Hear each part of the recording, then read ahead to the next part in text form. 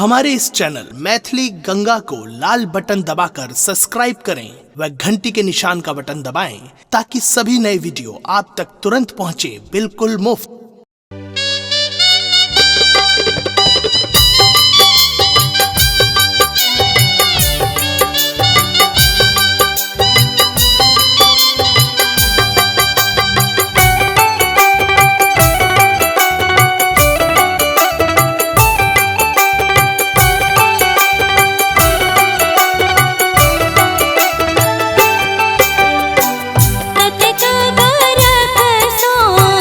हाथ